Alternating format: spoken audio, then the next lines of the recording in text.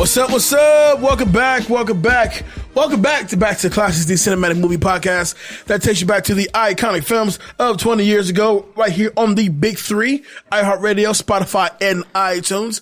I am your guy, Jay Alonso, and with me, as always, David Danger Neff. How's it going, partner? What's going on, man? It's been a week. Yeah, it has been. It's been a week. You know what? It felt so good, like having a true weekend, because I caught up on so much sleep, and now I can't sleep at all.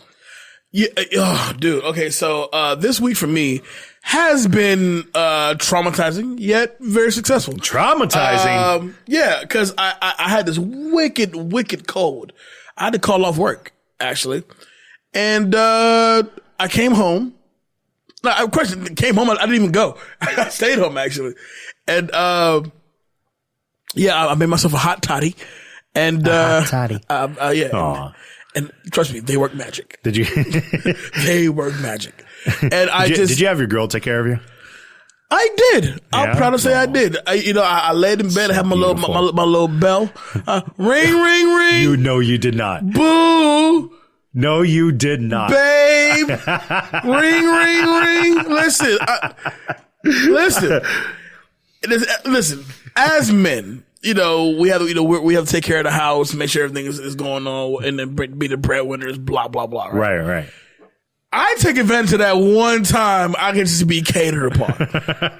So as I lay in bed, ring, ring, ring, boogie, maybe some tea. And she goes, oh my God, babe. I'm dying. You don't see me dying? Ring, ring, ring. Yeah, I was a complete pain in the ass that day. Complete pain in the ass that day. See, that's a funny part because I've seen you in the hospital. Yes. And I've seen you at your absolute worst. Yes. And you weren't that big of a pain in the ass. Never. Nah, you were trying to work shit out as much as you could.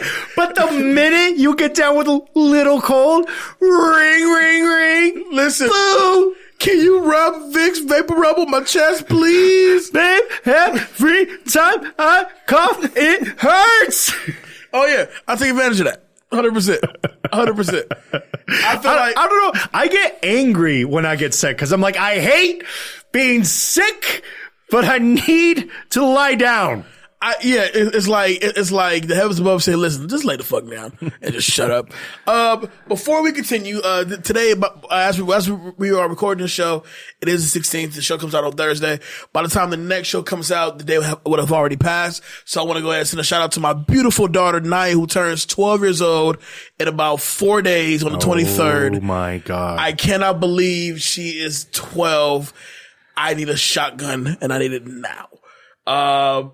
But wow, yeah. Let me ask you, okay, because I know your situation, but let's assume, hypothetically speaking, what would happen when the first big high school dance comes out and she has a boy on her arm? I want to know your reaction. Since this is a movie show, so I want to make a movie reference. We've all seen Bad Boys too. Did you see Den of Thieves? Even better. Yo, that was such a good scene. Even better. I'm talking about not just like a bunch of tough guys. I'm talking about the whole Beat Network fellas. Me, you, Skylar, Lowe's, Kev. We'll fly Dwayne down. Dwayne's in there. JoJo's in there. Yeah. So the minute you bring your ass to my house, picking up my dog, hey, listen, buddy, we need to fucking talk. None of you guys look threatening. It doesn't fucking matter. I know, right? Y'all all look like you need to work out. Bitch, shut up. This is my house. As a collective, we'll fuck you up. Collectively. We know how to fuck beat you ass. up. God damn it. Why do you think they call us Beat Network? Because we beat ass? We'll beat your ass. Exactly. But yeah, shout out to my daughter, Naya. She turns 12 next week. Daddy loves you. Enjoy your day. And, of course, we'll be talking on that day, of course. So, we got some stuff to discuss. We do. It was an interesting week in the world of movies. I think everybody was just like ready for something to finally happen. Yeah, but also you realize that we're gearing up to revisit old old gems from back in the day now getting retelling. Like I was just watching clips the other day. Bad Boys 3 is officially filming. Right. Yeah, that's cool. You know, for myself, I'm looking forward to Bad Boys 3. I'm a huge fan of the franchise. I enjoyed 1 and 2. Yes. But man, 2 was getting out there. I'm like, all right, guys, let's that Michael Bay flavor, baby. That's what it is. Let's focus in a little bit. Explosions and ass. They were all over the place. At one point, he's like, Martin Lawrence is saying on the corpse of a woman with big ass titties, and I'm just like, I'm like, I want to know the screenwriter, and that was just like, yeah, you know what would really get the laughs? If he sat on a corpse with a woman with big ass titties while he's dropping ecstasy. Yeah. Yeah. That's totally makes sense. Where was that Me Too movement for the dead corpse? So to stick to the subject of gems from back in the day, getting revisited today, we have confirmation from the man himself, Mr. Eddie Murphy. Coming to America 2 is a go. Obviously, we did our super throwback. December? Yeah, that was the December one, right? Yeah, too bad we didn't get this news then. But Coming to America 2 is an official go. Directed by Craig Brewer, who directed Hustle and Flow, and just recently directed Eddie Murphy in the Dolomite movie for Netflix. Right. And everybody is back for this. Everybody. That's why I think is most impressive about that. Because like Arsenio's back for it. They're bringing back Sherry Hetley for this. I know. I want to say John Amos is alive, isn't he? I thought he passed away. I believe he passed away. I thought I'm pretty sure Johnny Amos passed away. If he did, may he rest in peace. But I'm going to assume you bring back Eric LaSalle. You're bringing back all the core players for this movie. So I want to say the details on the plot are pretty scarce. You know what? I'm so wrong. No, John Amos is totally alive. Oh, man. We just killed John Amos for nothing. I'm sorry, John Amos. John Amos, we're sorry. He's old, though. He's like 80. Sorry, Mr. McDowell. Well, hey, you never know. But as far as I just want a She's Your Queen like rendition. Oha has to come back. Oha, yeah. He has to come back and sing that song again. And James Earl got to come back. Matt Sinclair has to come back. James Earl's back. Dude. They did announce that. We're seeing a career resurgence of James Earl Jones. About time. I mean, Mufasa, King Jaffe Joffer. I believe that's his name. But I can't see. All right, I'm a Game of Thrones fan, so I hear the name Joffrey, and that sends really weird chills down my spine. Of just I want to punch a child is what winds up happening. You got to watch Game of Thrones to understand it. Gotcha, no problem. Well, we don't have a set date on when this thing is coming out, but it is an official go. I'm looking forward to it. April is going to be so emotional for me. This coming April? This coming April. Because we got Avengers Endgame. Yep. And then beginning is the final season for Game of Thrones. It's going to be really fucking emotional for me. It's a lot of crying. I'm going to be like a hot mess and be like, nah, Johnson. Every episode apparently is going to be like 2 hours long. Wow. Yes. So yes. That's a lot of emotions coming from you every week. Yeah. Stop crying. Do some push-ups or something. What's wrong? I can't help it, babe. I can't stop crying. Ring ding ding. Ring ding ding. How are you sick? You ain't even sick. You big bitch. No. All right. So we have Coming to America 2 coming. Now let's get into some trailers. We haven't had any trailers really shake up the momentum of things. Oh, but we have now. Oh, we have now. So we'll kick off with one pretty quickly. I thought this was marketing wise, it was interesting because literally 24 hours prior to, they had announced that Jason Reitman would be the director of a new Ghostbusters movie. 24 hours later, we have a teaser. And not just a teaser. No, it's a teaser. It's literally like the definition of what you would call a teaser. And it's basically a windy setup, and then a white sheet basically uncovers and shows the Ecto-1. So that's basically it. Summer 2020, we're getting the new Ghostbusters movie directed by Jason Reitman, son of Ivan Reitman. Thoughts on that? I think overall, I don't know, because I'll tell you why. I know that's not exactly what everybody wants to hear. But maybe I'm just a little a little over certain sequels. Maybe I'm a little bit over, remakes and things along those lines. Like I get it to a certain extent, but it's like this should have happened a long time ago. Right. Back when you still had Aykroyd and Murray willing to work with each other. Back when Harold Ramis was still alive. You gotta understand, like I'm a major Harold Ramis fan. One of my early comedies I watched was Stripes. Right. And Harold Ramis was incredibly magical in that movie. So for me, I grew up on Ghostbusters, but I can't honestly say that like Ghostbusters was like the movie for me. Right. But I know a lot of people that are for it. And I know a lot of people that hate on the all-female cast that came out. Which I didn't hate it. It was okay. I definitely didn't love it, but I also didn't hate it. It was incredibly forgettable. It's once again a lot of problems with these remakes. Is that they're incredibly forgettable. Like, okay, do you remember? All right, so what? 15 years ago now? No, 5 years ago now. All right, RoboCop had come out. Mm-hmm. Do you remember anything about that movie? The reboot? Yes. Michael Keaton's in it. Yeah. Sam Jackson's in it. And Sam Jackson's in it. That's about it. Right, exactly. Mm-hmm. Like it didn't hit anything for anybody. Right. And there's so many the problem is with a lot of these remakes is that instead of going out of your way to actually making this into something like special and just so what I mean is like if you have an idea that's out there that you have for the remake, everybody is so afraid to like kind of give a new train of thought to things, but sometimes you kind of need that. And It's the same comment that I have on people with The Last Jedi. Hey, what do you know? Maybe something that doesn't just keep rehashing same storylines and actually really try to go somewhere completely different. Did it work? Not all of it, but at least it was different enough to feel like it was almost a breath of fresh air.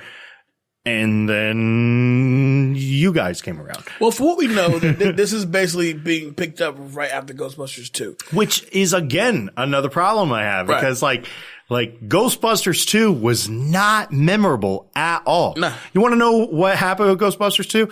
Literally, we had a weird German guy, right, as a ghost. We had something with an ectoplasmoid. We had a Statue of Liberty scene that was supposed to be really, really, really cool. There's also Stay Puft Marshmallow Man as well, right? No, Stay Puft died in the first one. In the first one, okay. So Stay Puft dies in the first one. See, that's what I mean. The first one's memorable. The second one is, it's kind of whatever. Not even Sigourney Weaver and Bill Murray make it out of that movie starting together. They're separated or something weird. And then are they getting Rick Moranis back? Because if Rick Moranis is back, then I'm much more interested and more invested. It's hard to pull whatever hole Rick Moranis is in right now. We haven't seen him in a long time. And And there's a reason for that. Rick Moranis just doesn't want to be in anything. He wanted to after his wife died, he wanted to raise his kids. Right. Now they're grown. Is it possible? Sure, maybe, but that's up for Rick to decide. So if a Ghostbusters movie without Harold Ramis, who can't come back, and Rick Moranis isn't in there, why would anybody want to watch this? Why do I really care? Right, exactly. So it's okay to let franchises die, guys. I'm with you on that one. Like I said, it wasn't long ago before when we got the all-female Ghostbusters run. I can take it or leave it. That's just me. Exactly. Hollywood was trying to push the all-female cast thing, but at the same token, not do anything different. And unfortunately, it gets a negative response. No, this isn't a get woke thing or anything like that. You still need to put out an entertaining product that comes with it. Yeah, just simply having an all-female cast doesn't necessarily that doesn't sell anything. It doesn't seal the deal for me. You know what I'm saying? Like, exactly. And really, an all-female cast is fine, but make it make sense. I'm 100% with you there. So the next trailer we have to cover today, so excited. The one that's going to require a lot of discussion because I myself, even rewatching it before we got on air, I'm still riddled with questions like, wait a minute. Obviously, Spider-Man, he does make it out of this. Okay, well, real quick. We're talking about the Spider-Man Far From Home trailer. The official teaser trailer debuted today. Mm-hmm. I loved it. I think it's a great trailer. Right. However, you are stuck with a bunch of questions. Right. Happy's in it. Yeah. But we get no Tony Stark. So we're going to assume Stark's dead at this point. Well, that's the assumption. Right. Right.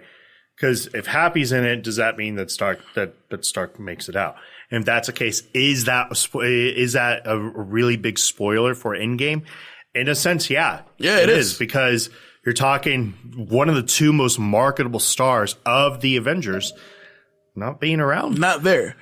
And consider the fact that Stark is in the first Spider-Man movie and nowhere to be found in this one, it makes you wonder, okay, so clearly he doesn't make it out. But then I had another theory as well. At what point does this movie take place? Is it before Endgame? Nope, they did confirm it is after Endgame. So which basically confirms that Spider-Man does come back. If you haven't seen Infinity War, you know what happens. But Spider-Man does come back. And so does Samuel L. Jackson. And Nick Fury as well. That's right. We're going to assume Happy does if Happy didn't leave to begin with. Right. And so there's that issue. My next issue, we do get our first glimpse of Jake Gyllenhaal as Mysterio. But it's being presented in a way to where like, wait, is he a hero? Or is he doing this? Who's the bad guy in the first Incredibles? Syndrome. To where he creates this threat, a fake threat, defeats the fake threat so he can get get the pub for it. But he's really the villain, at the end of the day. Now, that is a fantastic question. Because in every sense of the word, Mysterio is the special effects person. Mm-hmm. That was his job before he decided, to kind of steal things and develop a Sinister Six and all that jazz. Let me get into some of my own personal takeaways from here. One, Peter Parker is still in high school. Okay. Yep. This is still incredibly key because remember by Amazing Spider-Man 2, we're talking that he is getting out of high school at the time. In Spider-Man 2, he's definitely out of high school. Right. So we still haven't had J. Jonah Jameson. Right. We still haven't had which, by the way, side note, I think Ice Cube would be a great J. Jonah Jameson. He could be. Yeah. There's I really like J.K. Simmons. As him. I would love to see Bryan Cranston take the role a little bit. Mm-hmm. As somebody that's just like, it's a little bit more threatening that kind of comes out of him. But yeah, I can definitely get down with Ice Cube.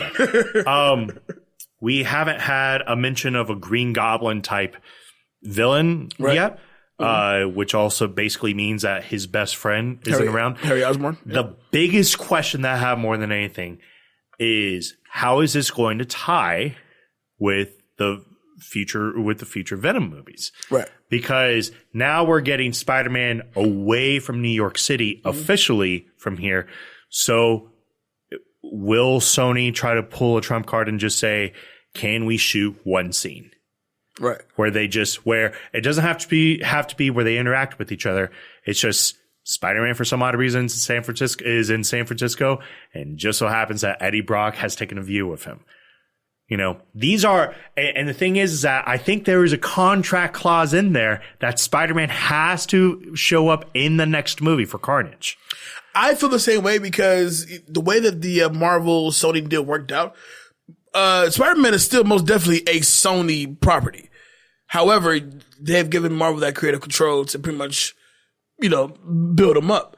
So the fact that in this first Venom movie, there's just no Spider-Man at all. You have to put him at least in a scene in the next movie, or the Black Cat, whatever. One of these movies coming up, you got to put him in at least a scene. Right, because for sure, Morbius is that close to confirming Jared Leto, which I don't know if I truly care about because I've actually met the guy. I've met Leto. He's a weirdo. And then same thing, Black Cat is Silver Sable. Those are 3 people off the top of my head that he has to probably make an appearance in one of those.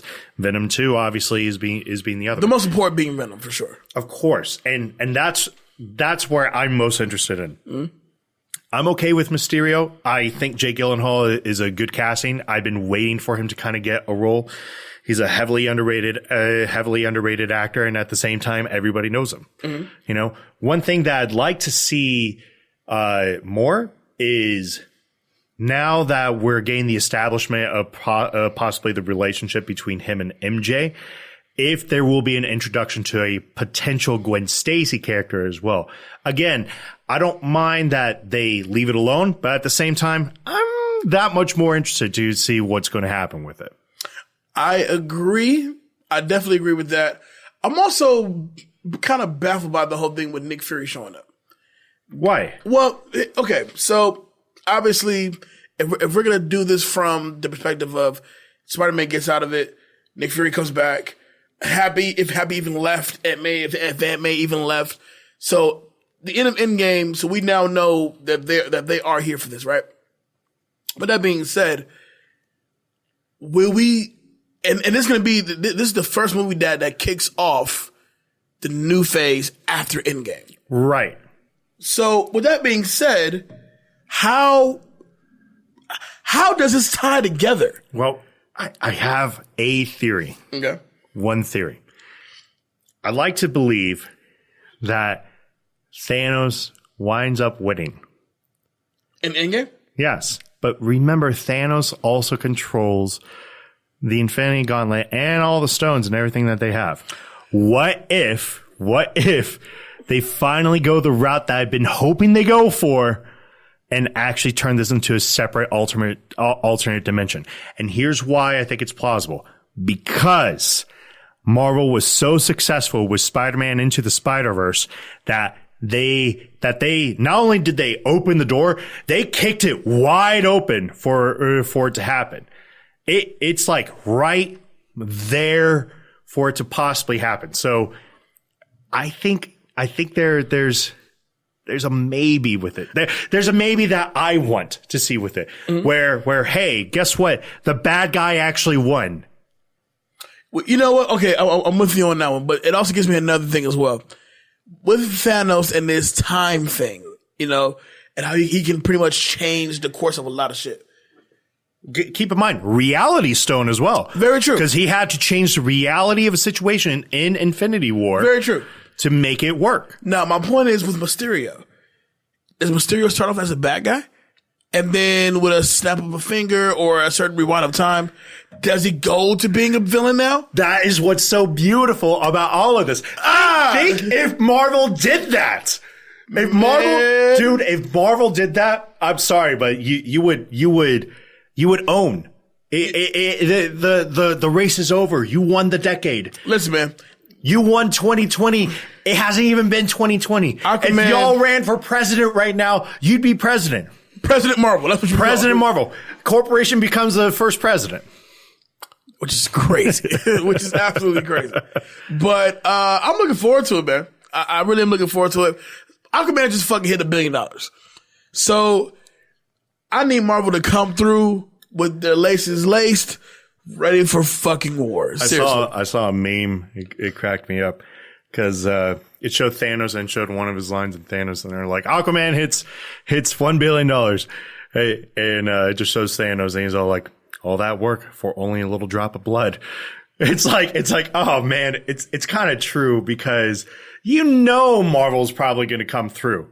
Oh, without a doubt. Without a doubt. But we'll see what it is. We got Avengers Endgame in what, April? It's April. Captain Marvel is going to be in March. Mm-hmm. And then Spider-Man is in... and then Game of Thrones final season comes through in April. I don't know how I'm going to be able to afford this year. Y'all saw my message on the board. I was like, I need extra money. Help me. Help me. Help me. Brother. Bruh. All right, so let's kick off the movie we're talking about today. We're already 23 minutes into the show, and we're just going. Mm-hmm. We're just going. So 2-minute drill. Dave is telling me there's a good chance I'm going to beat him in 2-minute drill today. I'm glad he has confidence in me. For the record, I had to rewatch this movie for a second time because the first time I watched it, I fell asleep. Caught nothing. But anyway. Look, so, and then you have the nerve to tell me that this movie is better than I think it is? Come on. No. I saw it, and I said, you know what? Okay, I saw it. By the way, this is me and Dave's first time watching this movie at all. But, all right, so 2-minute drill starts now. All right, what profession does Paul have? He is an airline pilot. Correct. All right. What is Claire's profession? Claire's profession is a author. I think she's an illustrator. She might have actually written the book. I'll give it to you. All right, cool. What year was the town of Northfield evacuated to create the Northfield Reservoir? Let's see, and that's where you're gonna get me. In 3, 2. All right, this movie came out in 1999. Mm-hmm. I'm gonna say 1979. 1965. Let's see. We haven't gotten anywhere close. Oh shit! Your question? What was the play that was done in the movie? Snow White and the Seven Dwarfs. That's correct. All right. What's the hotel room number where Paul meets his death? 401. Good. All right. It's on you. All right. Man. So many good ones. Escaping the hospital. What was Vivian's character? What does she dress up as? As a nurse. Yes. When did Vivian escape from the mental institution? So had to be a child. As a child, month and year. I'm not going to get that. Are you saying fuck it? Like I'm just not gonna get that. October 1975.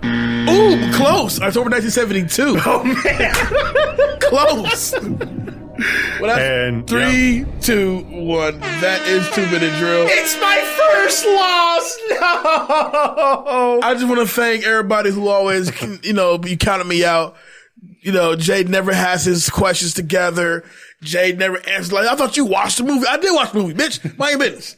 But today, when you mark it, I beat Dave in 2-minute drill. Yeah, well, that's only the first loss of the year for me. I'm first of many. Oh, is it? First of many. Not even in Coming to America did I lose. We drew. we drew. All right, so if you don't know what movie we're talking about, we're taking it back to 1999, of course, with the psychological thriller In Dreams. Original release date, January 15th, 1999. Shares opening weekend with At First Sight, Virus, and of course last week's movie, Varsity Blues. Production budget of $30 million with a box office total of $12 million. Made nothing. Currently sitting at a 25% on Rotten Tomatoes. Dave, is that fair? Is that fair? I say more than fair. Yeah. Okay, so let's get into it. All right, so we get this little disclaimer towards the beginning about a town where it was a reservoir that broke, right? Yes. So a reservoir breaks and it floods this entire town and everybody has to evacuate, right? And in the process of doing so, like parts of this entire town is just completely underwater. Right. All right. Which is already weird that people still want to live in this town.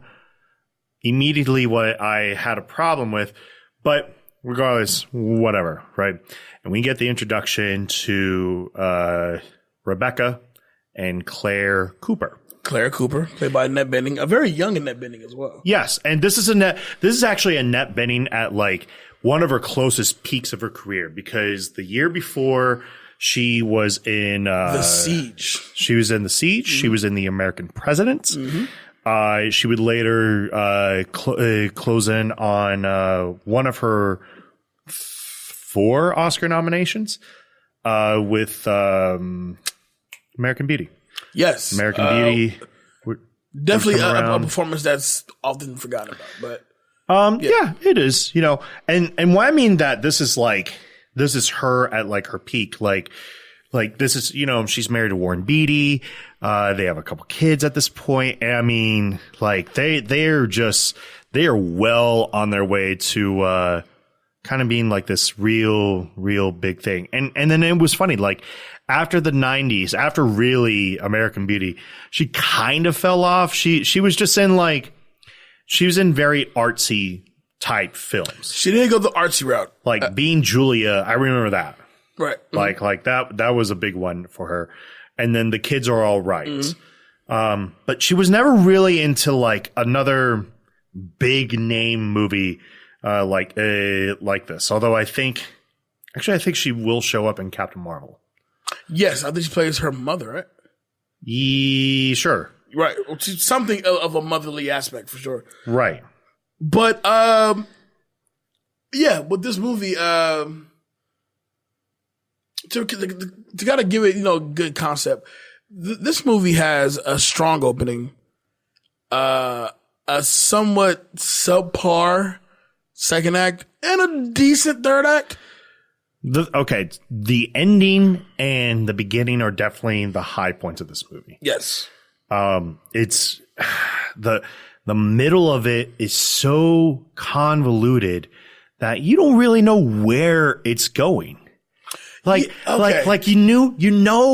it has a feeling of every thriller you've ever seen, but at the same time, like there are some times where you're just like, where are you going with this? Yeah, because like the cohesiveness in the plot is just like, for example, Aidan Quinn plays her husband, who was a pilot, and also Rebecca's father.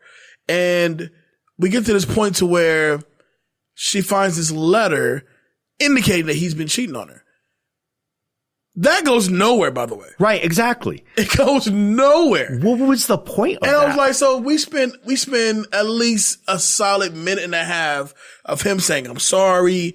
You fucked around on me, and well, I won't be fucking around on you. I won't be fucking around on you if you weren't fucking crazy and da da da. Right. It was totally the Eddie Murphy delirious. It was the Eddie Murphy delirious line. I was like, isn't that a stand-up comedy line? I mean, it went nowhere.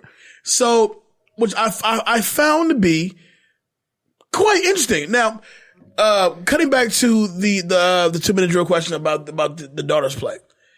This is what, 7 minutes into the movie? 8 minutes into the movie? Right. To when she has the play. First of all, where the fuck are they having this play at? Right. It's like in the middle of the woods. I was like, wait, what? Where are we right now? Now, real quick, because there's a very key part to the beginning of the story that we haven't mentioned yet. Claire experiences visions, and the thing is that they want to call it dreams, but there are some times when she is wide awake in the middle of the day that she's experiencing these things. She thinks it's recalling information. First of all, she said that she's had this all of her life, right? The same premonition, right? So she's just kind of having this like similar thing keep happening. She believes that she's experiencing the past, right? But as we come to find out after the play, it's not the past. It's actually the future. Which also goes into my cut that out, but we'll get to that later. So the daughter is in this play. Everybody's enjoying the play. The play goes well. The father, Aidan Quinn, what's his name in this movie? Paul? Sure. Paul. Goes off to go fly somewhere. Where? Right, yeah. He's an airline pilot. He's never at home. He's never home. Now cut back to wherever the hell this play is being all right done at. So they didn't specify where it was. Right. But it has to be northeast. Clearly.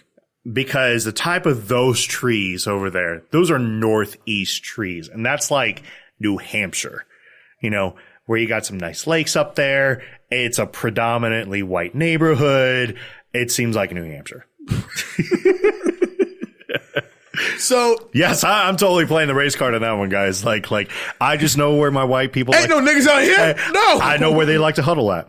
Yeah, you ever been to Vermont? Hey, so listen, let's have a play, but let's have this play right smack dab in the woods. Yeah, that makes sense. Yeah, late at night. Does the school not have a fucking theater? Late at night. You know for a fact that it had to be this. Doesn't this seem like a fall play? Like because of where the leaves are coloring. So night's coming early. It's probably cold because everybody's in jackets. I'm still stuck on the fact that the school has no theater. Where you guys? This is clearly outside. So it's the same places where the movie Halloween takes place at. Yes. Rebecca, the daughter, is basically with her friends, or what we're led to believe she's with her friends. And then, Claire is kind of just looking for her daughter, but then, how like the music and the energy of that scene kind of just changes. Like she goes from being smiling, oh, where's my daughter? Oh, you're not my daughter. Ha ha ha. So now all of a sudden, oh shit, where's my kid? Right, exactly. And I actually like that. Uh-huh. The reason why is, so the director is Neil Jordan, and Neil Jordan's probably best known for Interview with the Vampire, which again is one of those movies that I like to make fun of because there's a line in Bowfinger, which we're totally going to talk about later this year, where Steve Martin just straight deadpans his guy, and he's like, "Did you know Tom Cruise didn't even know he was in Interview with a Vampire? Like he's just that creepy and weird of a guy." So it's like, and that's kind of Neil Jordan a little bit. The other thing that I had real quick on that, I had a small problem with this. The Crying Game too. Yes. He wrote The Crying Game. He wrote The Crying Game. Crying Game is a very good movie. Mm-hmm. All right. But I have a small problem with this scene.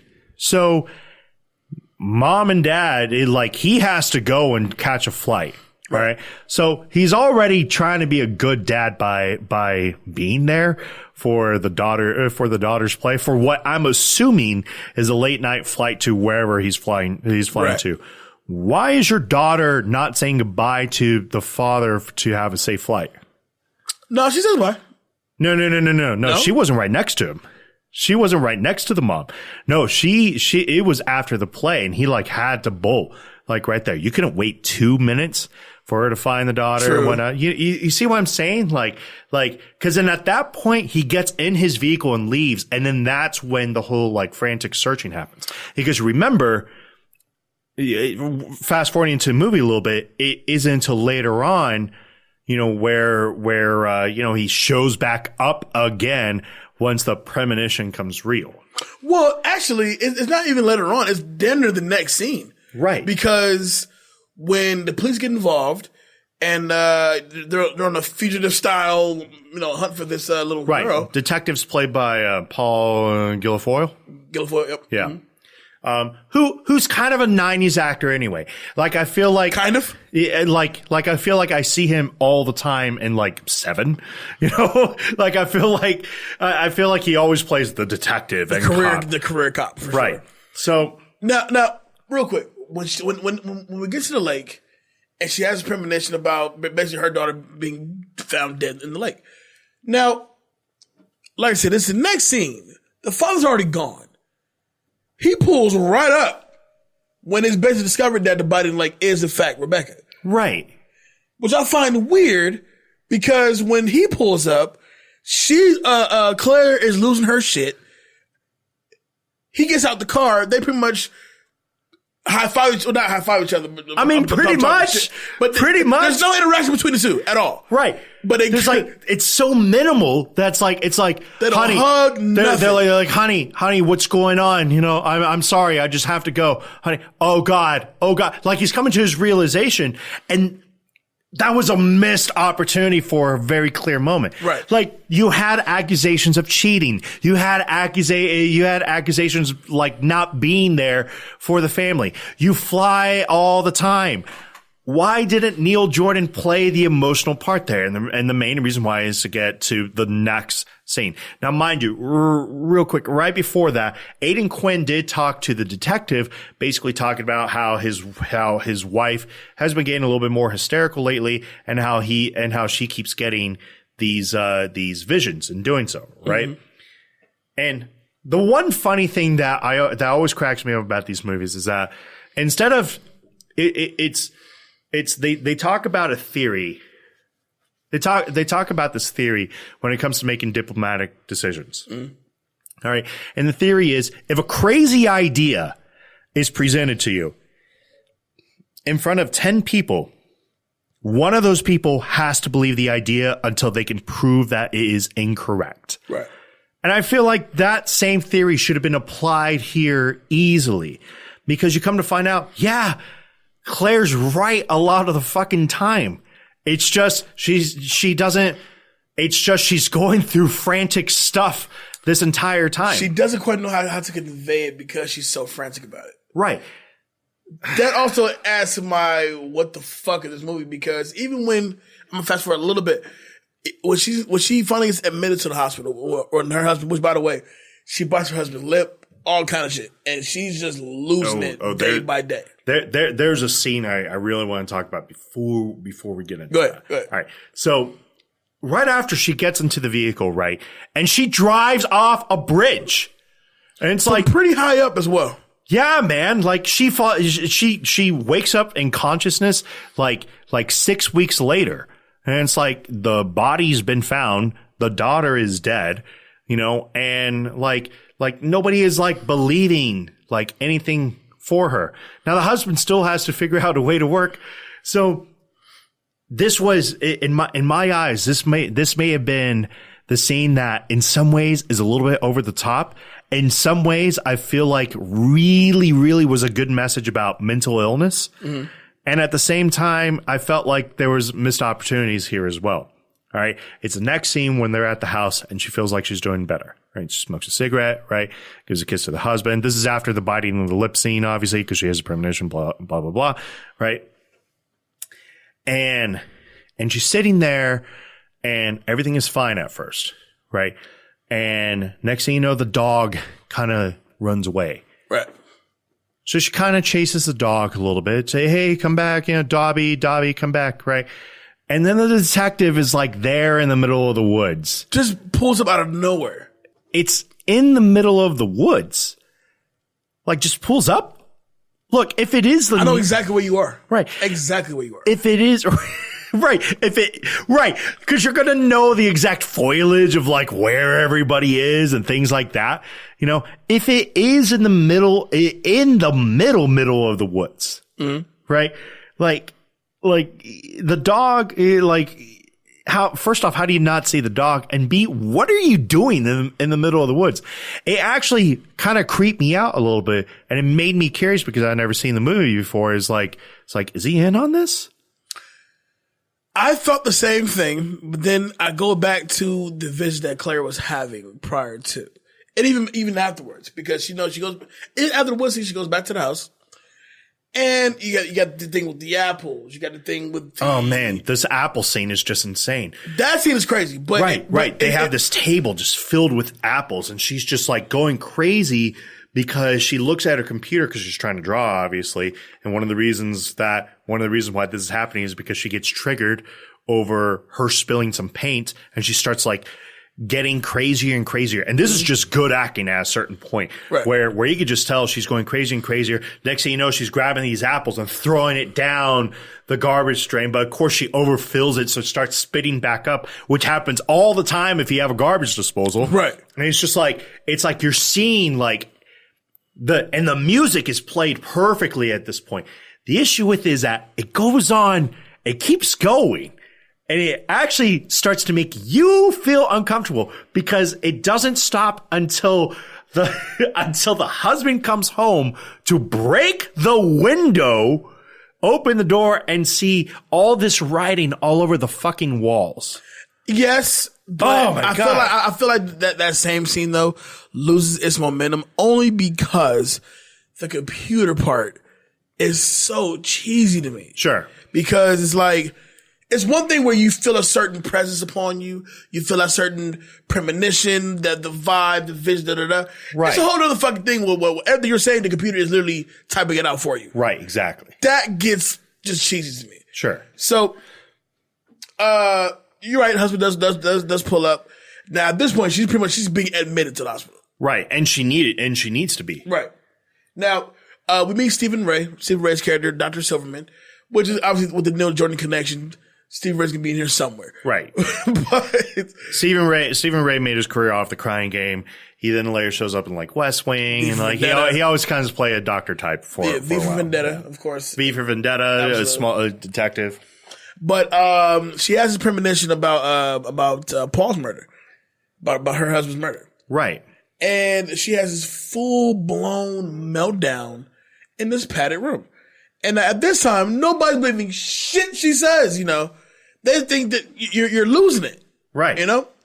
And so by the time Paul does go to this room and he does meet his fate, you know, we're learning, you know, about a character named Vivian Thompson, which later is played by Robert Downey Jr., who is a former resident of this ill-fated town that was flooded up. Right. And it's just basically dropped off there because his parents were terrible. And the other side of that was there was this nursery rhyme, which would later turn out to be song lyrics that apparently was either sang or written by his mother. Mm-hmm. You know, and it's like something like my daddy was only was $1, you know, and then it ends with like 100 cents. I can't remember the exact thing, but go ahead. So what a scene I do find clever, I find the scene very clever actually, is the fact that she does have a premonition or a thought, so to speak, of how to actually escape from the hospital. Right. Which you're basically retracing the steps of Vivian. Right. And it seems to work. My only issue with this scene is this is a mental institution. You mean to tell me, and this is for both Vivian's part of it and Claire's part of it. Right.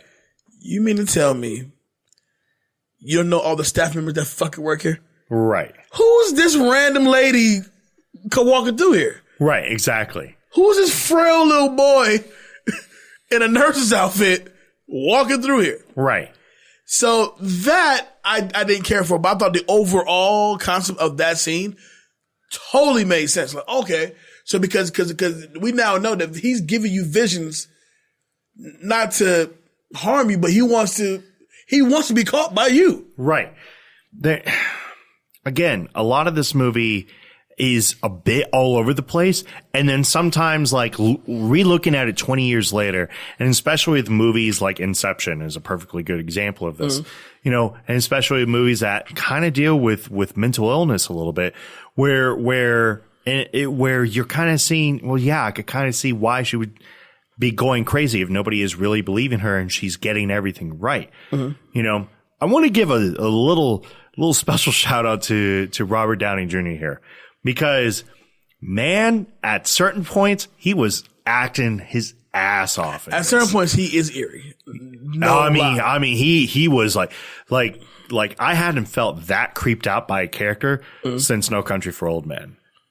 Anton's a different kind of creep out. Anton's but I would never be in the same room with you ever. No, and I wouldn't be in the same room with Robert Downey's until like the line started getting a little bit cheesy for him.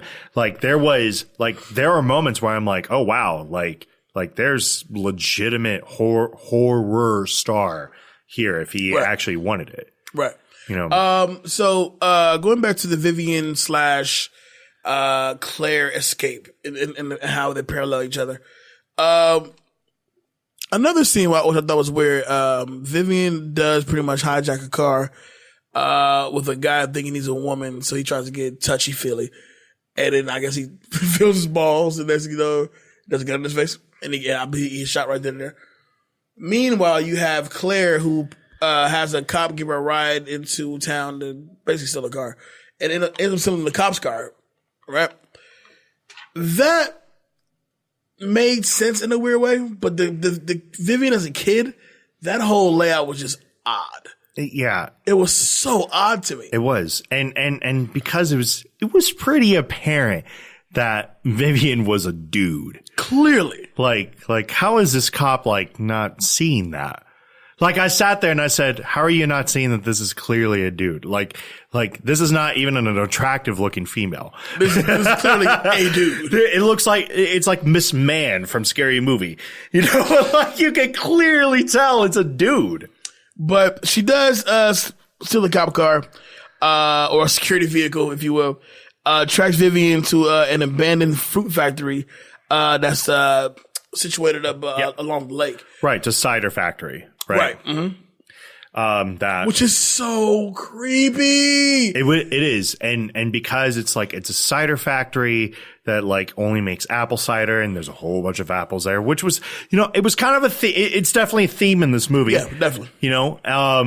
Which was definitely interesting, and man, he brainwashed this little girl pretty quick.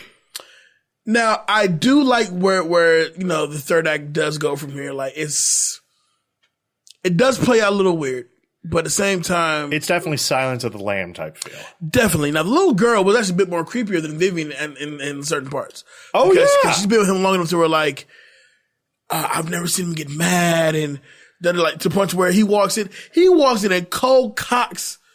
I mean, punches the shit out of Annette Bening's character right in front of the little girl, and she's just looking like, oh, well, I mean, you kind of deserve that, right? Should have made him mad. Right, exactly. Right. Mm. And then you get to realize, Vivian, he's driven mad by his own severe childhood abuses. Right. His mom was a piece of shit. Oh, yeah. Treats him like complete shit. And he's been kind of saving for this moment to have that mom and dad experience with this little girl, with Claire. Right. Which was odd in itself. And he had those green eyes. That was just odd, weird. Again, like it was. I understand ratcheting up the creep factor in this, but it's like it didn't match the exact tone of the movie. All right, so we get to the final escape of this, and Claire has clearly seen this all in a premonition because she's calling the shots to the cop, right? She's like, the gun's a blank. The gun's a blank. Like, I took out all the bullets, and like, no problem. And then, of course, the cops don't pull the trigger until later. And at that point, they both go over this reservoir dam, where Claire actually dies. And that actually a little bit surprised me. I wasn't expecting Claire to exactly die in this film, but in some senses, it kind of makes sense. What was really surprising was that Vivian survives. Which I found, we have those conversations about certain movies where technically the villain won. Right. And in this case, I mean, Vivian's already psychotic as fuck. So we can't take that away from him. Claire literally dies. So did the villain win? So technically, the villain did win. Exactly. Right? Gets captured, gets sentenced, life in prison. But when he does get captured and he does go to court, the judge already determined him to be legally insane. Right. So you have to go to the mental institution, which you're already used to being in there anyway. But not only that, but if he actually gets better, he has the chance to walk the streets. To get out. Yes. Right. Which I was like, man, I don't know how I feel about that, but okay. Mm-hmm. And then obviously the ending scene gets a little bit cheesy, right? It's now Vivian experiencing dreams of Claire haunting him basically. Right. Right. And he kind of goes through his psychotic scream, and then that's pretty much it. And you see Claire and Rebecca reunited at the end, as it was always supposed to be, but of course they're both dead. So yeah. Yeah. I don't know if that's like a bittersweet ending. It reminds me of like, okay, do you remember the Catherine Zeta-Jones, Owen Wilson, and then there was this other actress, The Haunting? Liam Neeson, yeah. Mm-hmm. Yeah, with Liam Neeson. Okay, the only person to die in that movie technically is Owen Wilson, and then she dies at the end to escape the haunting of this house, but she dies. Right. It's like okay, so did you win? You didn't really win. Also, it was weird because like I don't know. That's another movie for another time. Yeah, really kind of think about it now. It does play out to where technically the bad guy did win. Right. But he won with a horrible price, to go along with it. But right. That's In Dreams. That is In Dreams, yeah. Hour 38 minutes of good, weird, fucking odd. And awful. Awful stuff. Let's wrap this thing up. Dave, who's getting your That Guy award? I'm going to give it to Robert Downey Jr. here. I like Aidan Quinn as an actor. I really do. But I've always believed that he's incredibly limited to certain roles. Mm-hmm. And a good example of that is like Benny and June. Like he has to play the straight character to the eccentric character, mm-hmm. right? Benny and June, Johnny Depp's the eccentric in this one. Robert Downey Jr. is incredibly eccentric in this. Vivian was just an interesting character at the same time, had weird lines, but definitely had a creep factor to it that will make me remember this movie more than Aidan Quinn's character would. Gotcha. That chick award. That chick award is going to go, it is going to go to Annette Bening.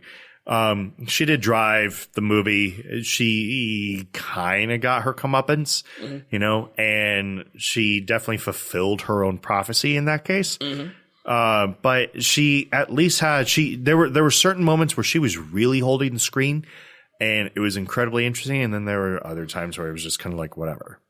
This full award. I'm going to give it to Stephen Rea. Like, okay, you work with psychotic patients. They have visions. Couldn't you give them the benefit of the doubt that the visions that they're trying to have, because you see her sometimes being absolutely normal. Right.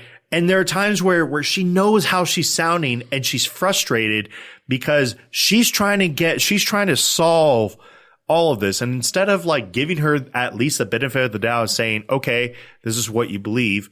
How can I help you? Instead of just like, let me prescribe you this. Oh, is this what you believe? Oh, me hearing you believing that psychotic episodes makes me believe that you're actually getting cured. And it's like, look, I'm not here to say entertain every single one of them, but clearly there was something different with this one. Like she was knowing more things that like, why would you know that? Like you're not just making it up as you go. Come on, man. Like you just need a little bit more. Even the cop afterwards was like, I am so sorry. Like I can't believe, I'm so sorry. I didn't believe your husband at first, but now I am so incredibly sorry. Cut that out. There's a lot that you can cut out. Like just cut the whole damn movie. Cut the whole second. There's probably, some of the dream sequences you could kind of cut down a little bit. There's also, you could have had better transitions in certain parts, right. A little bit more explaining on some sides, and better script writing would have been great. There's a lot you could cut out. And the thing is, but I don't necessarily know if it makes it a better movie, because I would probably cut half the movie and then try for reshoots. And iconic scene. You know what? It is going to be the psychotic episode in the house. Gotcha. Like it stands out to me because there are some moments where it's just like, okay, is it actually visions that she's experiencing that are premonitions? Was it just a thing? Is it a spirit, or is this just like a certain thing? Because in some senses you don't really know. Right. But at the same time, like you're just kind of like at the end of it, like looking back, you're like, okay, I can kind of see where she's getting at. But yeah. That's my iconic. All right, partner. What's your That Guy award? That Guy award is going to Detective Jack K, played by Paul Gilliff. Really? The reason why, and I'm gonna keep it as simple as possible. This is some crazy shit. This shit is weird. Your husband's weird. Your daughter was weird. You're weird. This whole situation is weird. I'm just getting a check. That's it. Okay. Who's getting you That Girl award? That Girl award will definitely go to Claire. She does carry this movie quite strongly. There are some definite down moments in this movie. There's definitely moments in the movie where I felt the portrayal could have been a bit stronger, or definitely dialed back. Right. I feel like there's parts of this movie where it's just super overcooked. Yep. All right. That full award. This full award will go to Mr. Paul Cooper, the husband.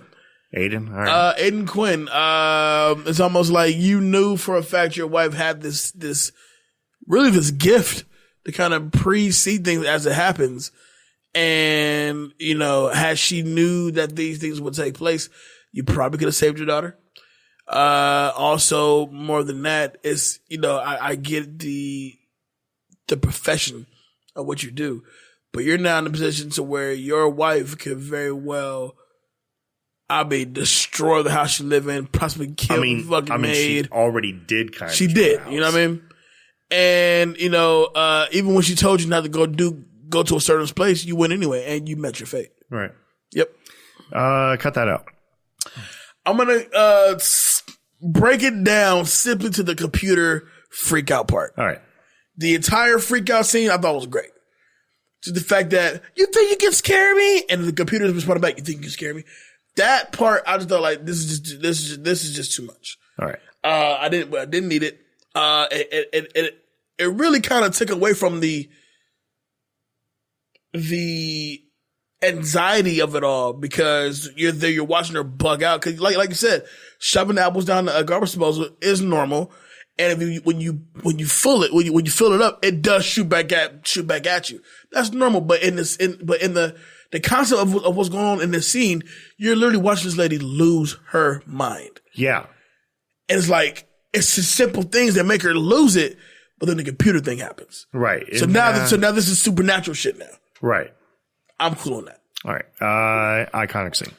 Definitely the escape from the institution. The parallel between both Claire and Vivian, and how they basically she retraced his steps to pretty much do what he did to escape the hospital. Cool. Mm-hmm. All right, so let's go ahead and get into some quick hits. It's gonna be a short one today because, well, this movie's old and not much was known about it. All right. The mental institution scenes were filmed at Northampton State Hospital, an actual asylum in Northampton, Massachusetts, which was abandoned at the time. I told you it was a northeast place. Now, let me ask you this. We're in the industry.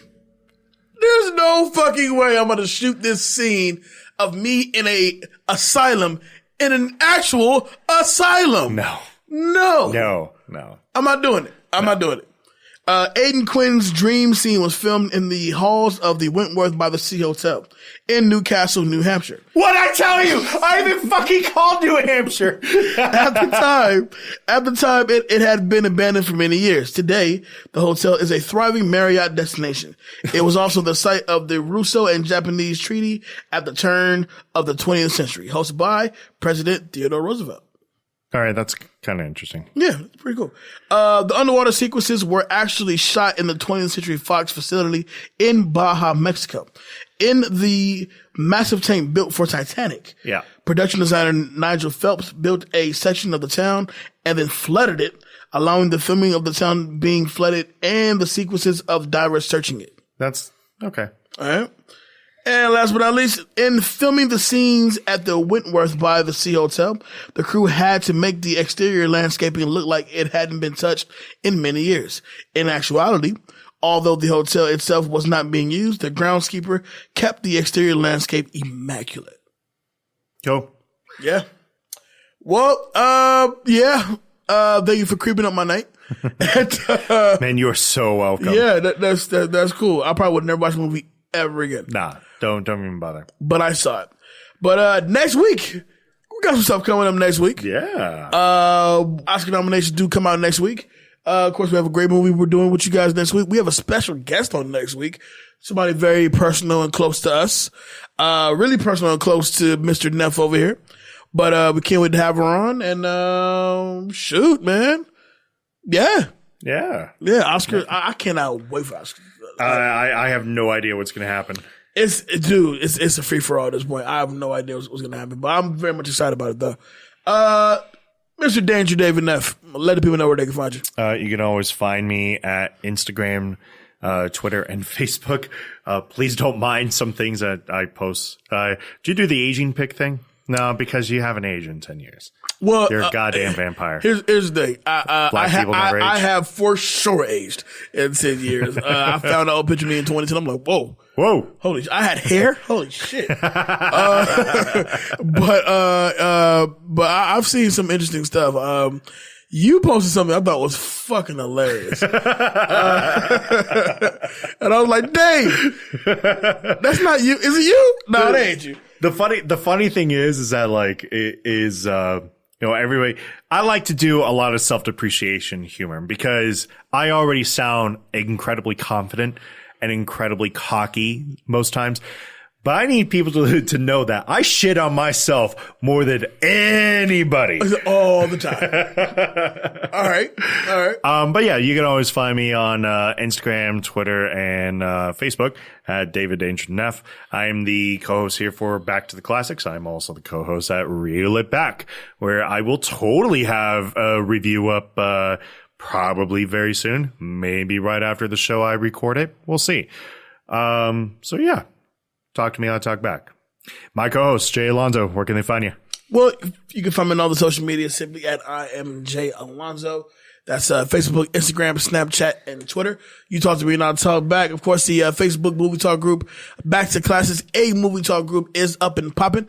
Jump on in there and join the conversation, which I want to say shout out to everybody who's been really participating on the Facebook Movie Talk group. Yeah, you guys are great. That's been fun. Thank you. Also, of course, don't forget to follow us right here on Instagram at BTTC Podcast. Also on Twitter as well at the same handle. Shoot, man, I think that's about it. Yeah. It's been a fun show. Pretty good one. We're almost out of January, so we're getting to the really good shit. You know what? Next week's not a bad movie. It really isn't. It really isn't. But in dreams, honestly, guys, you could skip it. Like, you can actually skip it. Yeah. We gave you the synopsis. Listen to our show. You're good.